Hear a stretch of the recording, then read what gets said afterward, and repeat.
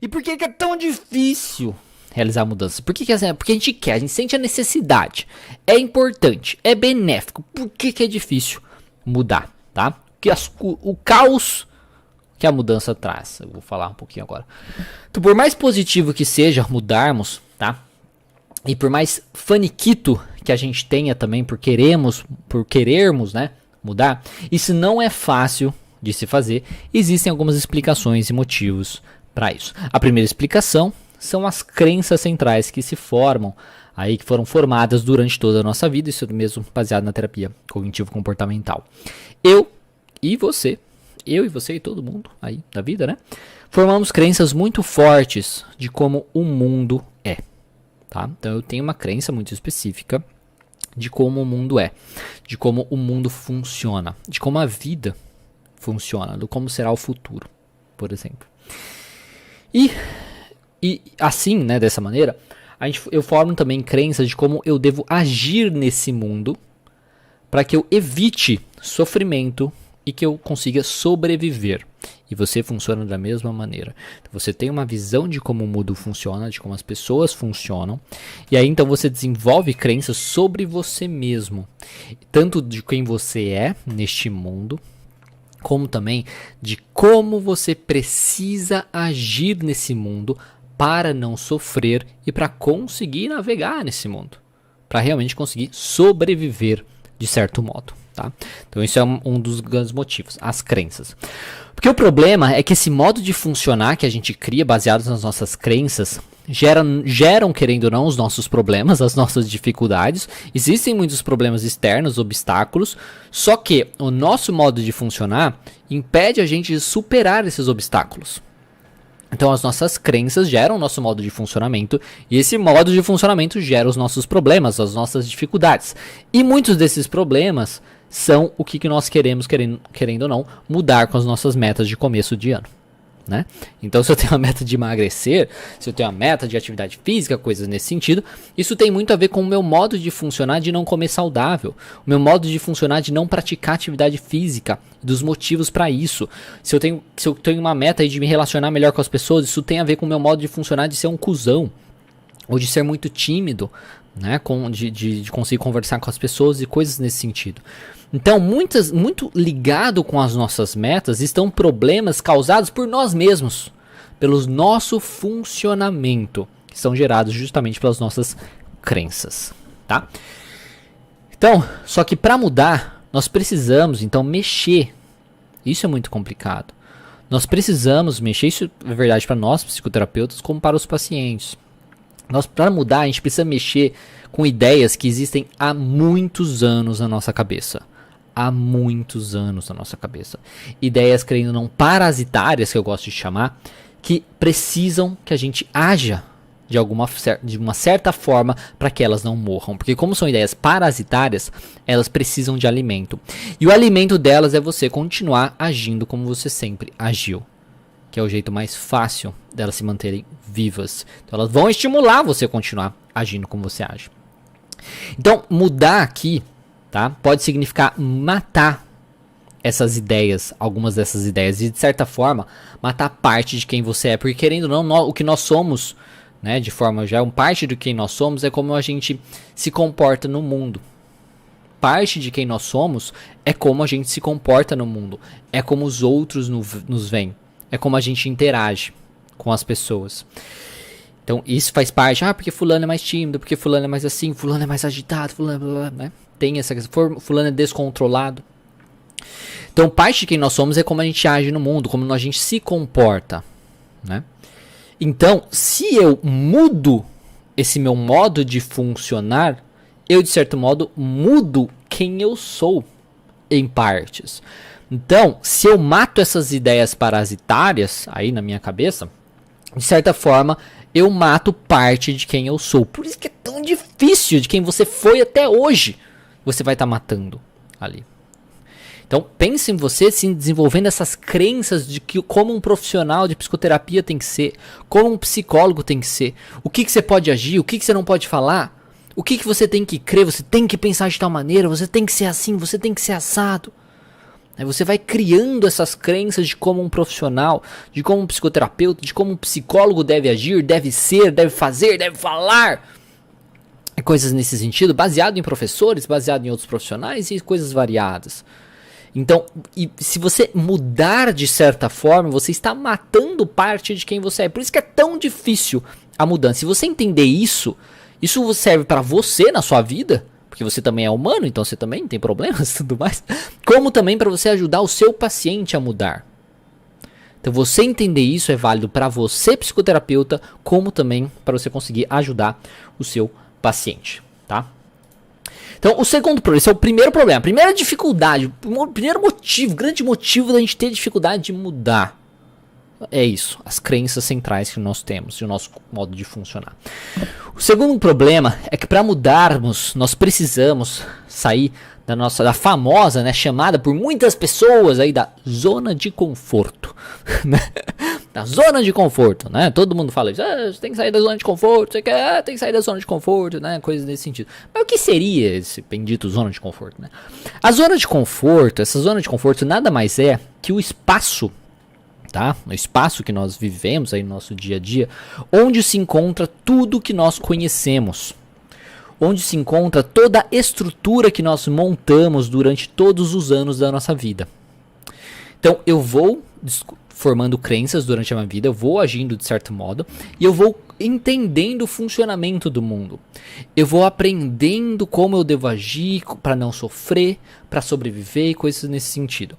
E isso tudo vai entrando na minha zona de conforto. Então, eu noto, eu entendo a estrutura do mundo, a estrutura das coisas.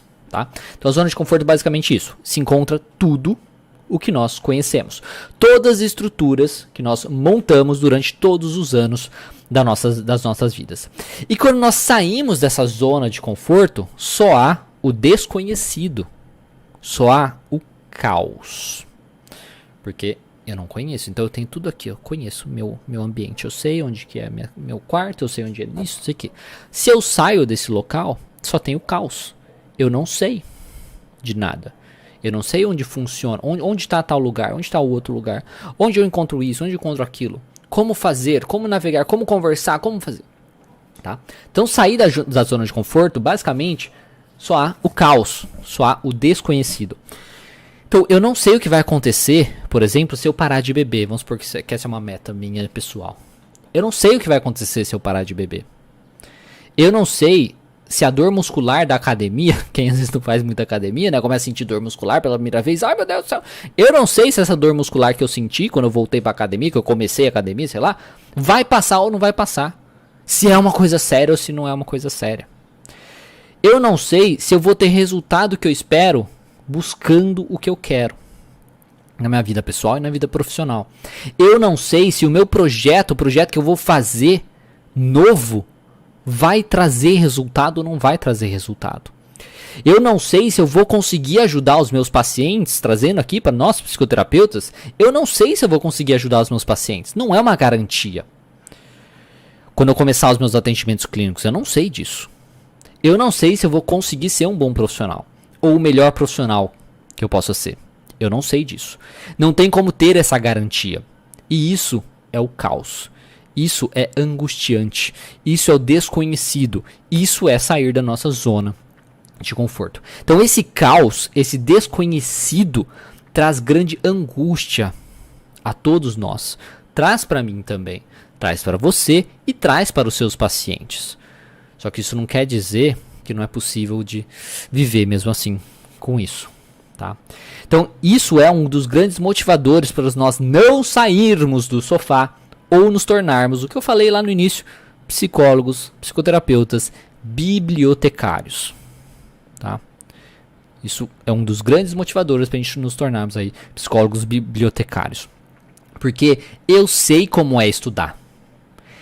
Eu sei muito bem como é pegar um livro e ler aquilo. Ou pegar artigos e ler aquilo. Eu sei fazer isso. Principalmente que eu fiz faculdade, né, 5 anos, então eu estudei. Basicamente, fiz colégio também, né? Então, eu sei estudar. Eu sei pensar ali, mais ou menos com aquilo que eu tô lendo e acabou. Isso eu sei. Eu não sei como é fazer o que precisa ser feito para começar os meus atendimentos. Eu não sei. E eu não sei o resultado disso. Ou como conseguir pacientes. Eu não sei se o que eu fizer vai trazer os meus pacientes ou não vai trazer os meus pacientes. E eu não tenho como ter essa garantia. Não tem como eu ter essa garantia. Então eu não sei. Eu não sei se eu vou fazer direito também, porque eu nunca fiz isso. Nunca tentei. Só que é isso, querendo ou não, que os guerreiros fazem. Então os bibliotecários ficam ali no que é confortável, na estrutura, no que eles conhecem. E o guerreiro estuda o que precisa e vai. Se você está num campo de batalha, você não sabe o que vai acontecer naquela guerra, naquela luta, naquela batalha. Você não sabe que inimigo vai aparecer ali para você. Você não sabe que armas eles têm. Você sabe mais ou menos, né, o que esperar. Mas você não sabe tudo. Mas isso não impede o guerreiro de ir lá, de vestir a armadura, de ir com o conhecimento que ele tem e enfrentar esse desconhecido. Enfrentar o caos. E se adaptar baseado nas coisas que acontecem. E isso que faz ele crescer. Isso que faz ele se desenvolver como o melhor guerreiro. E você, no caso, como o melhor psicoterapeuta que você pode ser. Enfrentando esse caos. Superando o caos e o desconhecido. Tá? Então, ao mesmo tempo que o caos ele traz uma angústia, esse desconforto, essa coisa nesse sentido, é somente, querendo ou não, através do caos que nós conseguimos montar uma nova estrutura. Porque a estrutura ela surge justamente do caos. Por isso que o mundo funciona num ciclo de caos e estrutura, né? Caos e ordem. Caos e ordem. Então temos uma ordem, quando a ordem está muito excessiva, precisamos destruir essa ordem, vem o caos. Caos, caótico, criamos uma nova estrutura, aí fizemos na estrutura, tá muito excessiva, caos. Isso é a ordem do mundo, isso é a ordem de você, sua também, da vida. Se a gente pensa no luto é mais ou menos dessa maneira, né? Então eu sou criança, eu aprendi a ser criança, estrutura, preciso mudar. Caos, virei adolescente. Caos, ai meu Deus do céu, preciso aprender a ser adolescente. Aprendi a ser adolescente, você quer? Caos. Preciso ir pra faculdade, preciso ser adulto. Aí vai indo, é assim que funciona a vida, né? Quando a gente aprende a viver alguma coisa, caos. Aí a gente precisa reaprender e por aí vai. Então isso faz parte da nossa vida. E você entendendo isso, fica mais fácil de você abraçar, digamos assim, as mudanças que você precisa fazer. Então, o que te impede, então, de alcançar as suas metas profissionais é justamente o medo do desconhecido, a insegurança de achar que você não consegue, né, lidar com esse desconhecido, a falta de iniciativa de realmente fazer, de começar, e as suas estratégias compensatórias que você acha que vão resolver alguma coisa sua, como por exemplo o excesso de conteúdo que você busca, te tornando aí um psicólogo bibliotecário, um psicoterapeuta bibliotecário, achando que é só estudar mais que isso vai resolver. Não vai resolver, não vai te deixar mais seguro, porque quanto mais você estuda, você vai ver que menos você sabe, aí você precisa estudar mais, e aí fica estudando um monte de coisa que você nunca vai usar na vida, você não vai nem ver, em vez de estudar focado no que você precisa naquele momento. Novamente, usando analogias do guerreiro aqui. Não adianta um guerreiro que luta de espada, inicialmente, aprender a mexer num canhão se naquela guerra não vai usar canhão. Tá? Naquela batalha não vai usar canhão. Ele vai aprender a usar canhão quando precisar usar o canhão. Tá? Não adianta. Você tem que estudar o que for. Tá? Estudar o que for. E aí depois você vai aprendendo o resto. E aí, você gostou do conteúdo desse vídeo? Porque se você quiser assistir o conteúdo dessa aula na íntegra, basta acessar o meu canal de lives aqui no YouTube. Você pode encontrar o link na descrição e além dessa aula completa, você vai encontrar também muitas outras aulas para te ajudar na sua prática clínica aí da psicologia. Então clica aí embaixo e eu te vejo lá.